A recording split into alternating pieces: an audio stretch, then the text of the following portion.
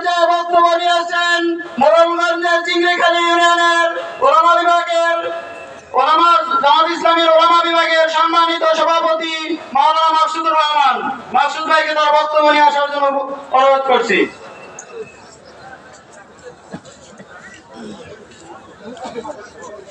সর্বদলীয়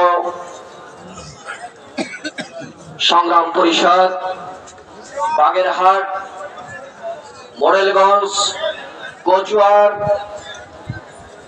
সংগ্রামী নেতৃবৃন্দ, বাংলাদেশ জাতীয়তাবাদী দল বিএনপি, বাংলাদেশ জামাত ইসলামী, এনসিপি এবং অন্যান্য দল কর্তৃক অন্যান্য দলের সমন্বয়ে সকল জনতার উদ্যোগে আজকের এই বাগেরহাটবাসীর এই অবরোধ কর্মসূচিতে যারা উপস্থিত রয়েছেন সকলকে আমার পক্ষ থেকে ধন্যবাদ জানিয়ে আমি বাংলাদেশের আপামর জনগণকে বলে দিতে চাই, বাংলাদেশের এই দক্ষিণাঞ্চলের একটি অন্যতম জেলা বাগেরহাট জেলা।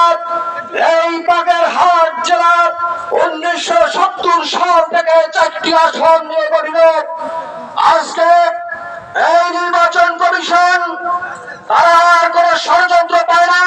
17 বছর এই ফ্যাসিস্ট হাসিনা বাংলাদেশকে নিয়ে যেই ষড়যন্ত্র করেছে, খুন করেছে, হত্যা করেছে, দুর্নীতি করেছে, সেই সমস্ত বাদ দিয়ে এই নির্বাচন কমিশন এখন একটি অবান্তর বিষয় নিয়ে আমাদেরকে রাজপথে নামিয়েছেন।